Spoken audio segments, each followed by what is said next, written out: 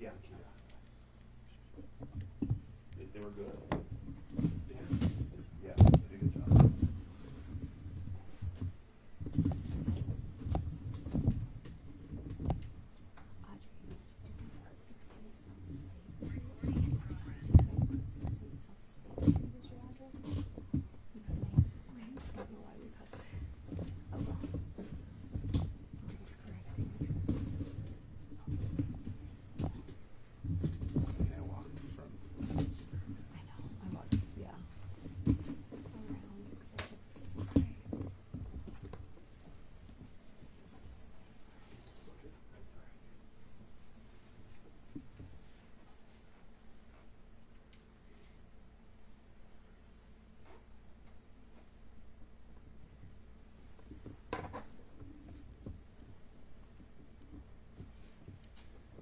Could you guys give us a mic check? Just speak at your normal voice if you're going to talk to us in. Yeah, how are you? My name is Mike Green. Do that again. My name is Mike Green. How are you? Okay, and then you? Mic check. Suzette Rasmussen. All right, thanks.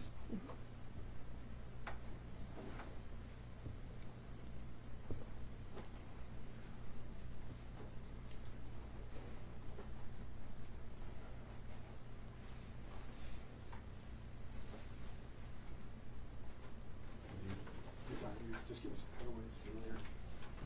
You're good.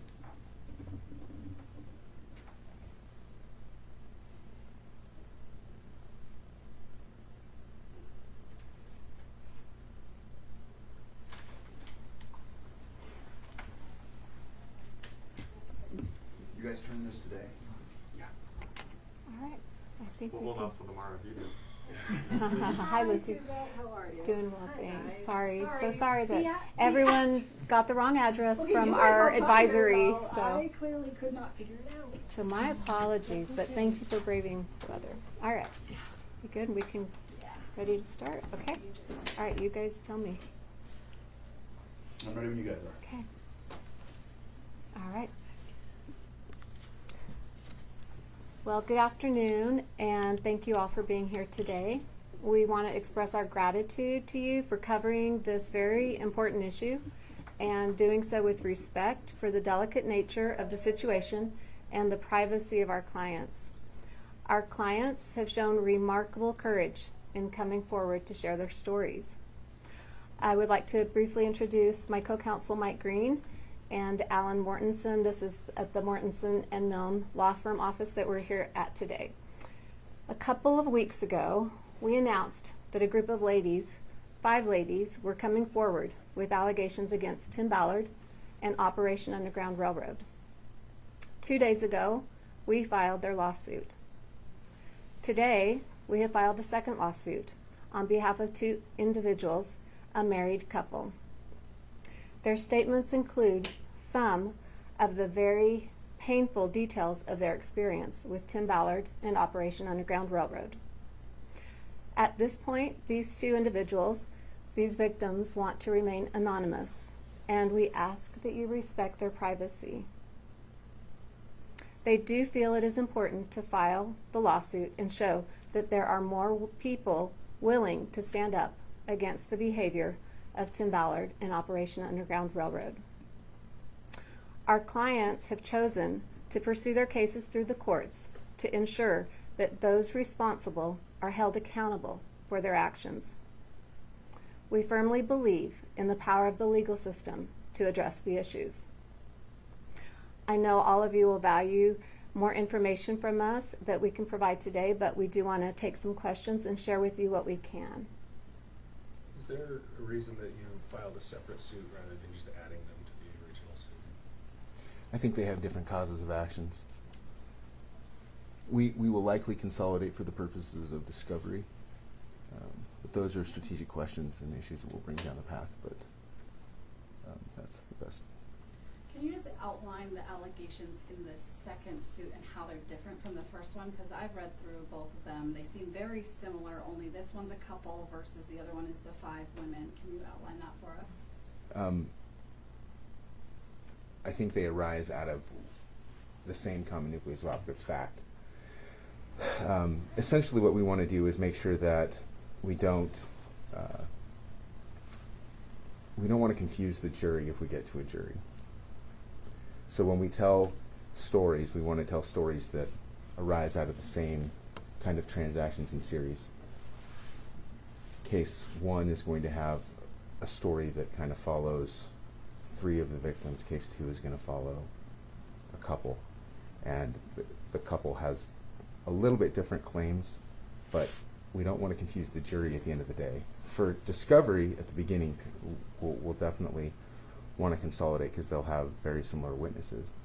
But jury confusion is something we don't want to have happen at the end of the day. Tim and Catherine issued a statement today saying that they vehemently deny any of the allegations, and the court going to court to prove his, essentially prove his innocence. I'm paraphrasing, but do you guys want to respond to that? I think we'll allow the court process to proceed. We'll go through the discovery process. We believe in the court system. We believe that the discovery process, the adversarial process in the courts, bring truth to light.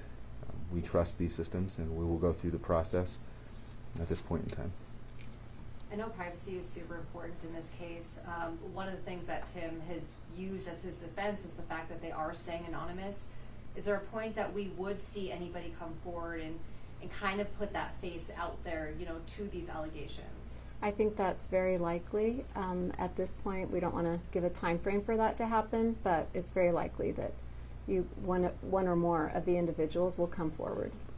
The court process will require that at some point in time. During the proceedings at this point, as we are going through the initial phases of the rules of civil procedure, we'll use the methods we have now to ensure that, but at the appropriate time, particularly if we go to a trial, they will obviously have to testify and be under oath.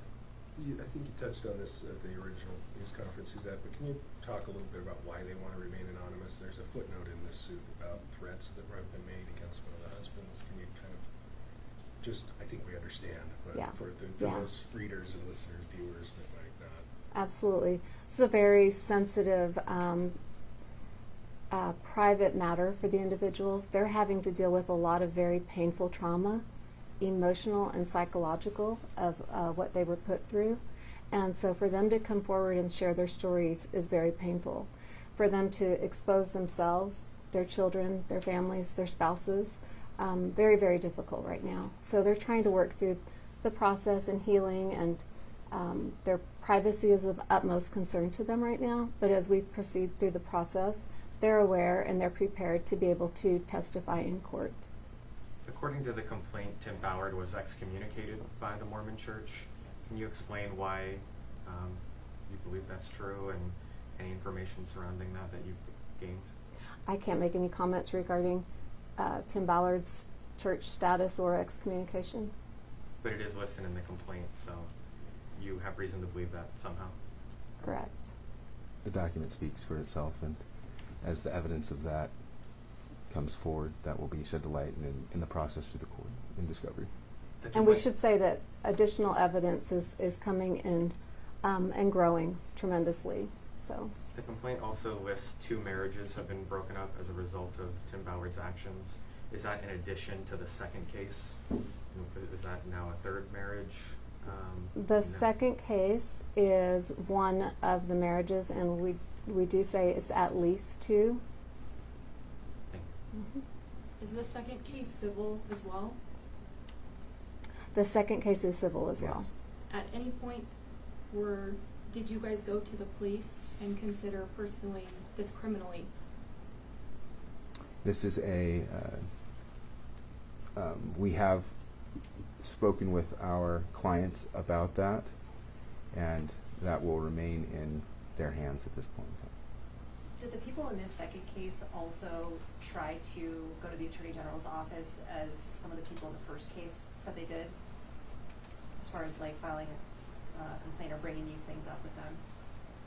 I'm not aware. I don't think that we've explored that. The Attorney General told us yesterday that he had no knowledge of complaints that came to his office. What's your response to that in regards to at least the first case?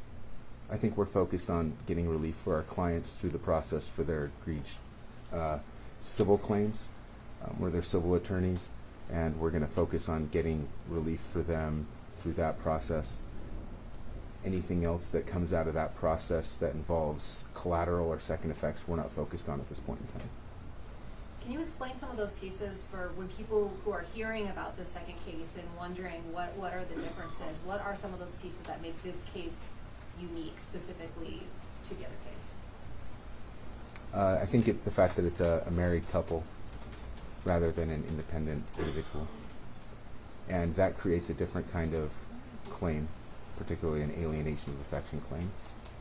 Going back to the question of criminal allegations, is it safe to say that because some of this conduct occurred outside of the United States that perhaps some of the alleged victims didn't feel like they could report anything to police because they were in a foreign country?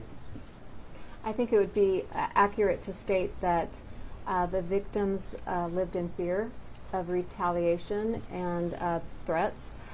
Some of the activities and actions, behavior, conduct did occur within the U.S. and within the state of Utah, but a lot of it did occur outside of the country as well.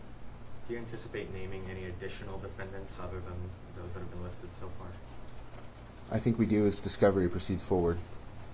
So if you're aware, if you understand a little bit of how the civil law works, we file a complaint based upon a good faith basis, based upon what our clients have provided us. We evaluate that. Once we have enough reason to believe that we can prevail in a civil claim, which is a different standard, it's preponderance of the evidence.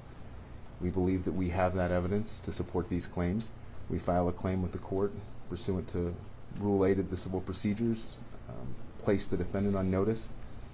They're allowed their opportunity to respond in a number of ways, and then we open up fact discovery. And fact discovery is where we really get to the details of things, when we start getting folks into depositions, requests for productions of documents, emails, text messages, and phone records, bank records. And then we have, of course, we may have an expert or two in the case to discuss how this works, and that's how that's going to proceed at this point in time. We're in the pleading stage. So we've made our allegations based upon good faith efforts, based upon what our clients have provided us. And we look forward to the response and moving forward with discovery. Can you give us any sort of timeline for how this goes down, what happens next? You kind of outlined it, but just specifically. So generally under the rules of procedures, the defendants have 21 to 30 days, depending on the time period, or depending on the type of entity they are, where they're located, to file an answer. If the opposing sides decide to file motions to dismiss, then we will argue those. That takes about 90 days to get through that period of time. Fact discovery then opens. Fact discovery then has 120 days and can be extended by the parties based upon the extenuating circumstances. We anticipate having this case, because of its complexity, because of the size of it, because of the number of challenges, I don't anticipate this following the standard scheduling order that'll be issued. And as counsel appears in the case, we'll stipulate to the appropriate scheduling to ensure that justice is obtained, and we'll make sure that the other side has the ability to respond fairly and propound their own discovery, and we'll move forward. Meaning you think you could go faster? Meaning we're going to go slower. Oh. I think this may have been mentioned just in the minutes leading up to this event. The Ballard Family and Spear Foundation released a statement. It appears to address a milestone of a rescue mission, but then also addresses in the statement the victims that are named in the filings. What's this legal team's response to that? Have you seen it? I have not seen the statement yet. I haven't seen it yet. What my response is we'll proceed accordingly in the court system. So they have an opportunity to file their answer, they have an opportunity to file their motions, and we will proceed accordingly. Do you anticipate Explain. filing any more civil suits on behalf of additional plaintiffs? At this time, we do. Could you explain why Janet Russin was listed as a defendant? I think we're going to keep any further details of the case, as particularly to confidential at this point in time. We want to move forward through the appropriate discovery process. Just to clarify, you said you do anticipate additional suits or additional plaintiffs added to these suits? We do anticipate additional suits. Is that because you're already in contact, or because of your understanding from talking to your current clients that there are more out there? That's due in large part to individuals who have contacted us. The claims made about the Attorney General and his office, is there consideration at this point to pursue something involving him, as he's not a defendant in that instance and he is just merely mentioned? We anticipate moving forward with the process as outlined in our complaint at this point in time.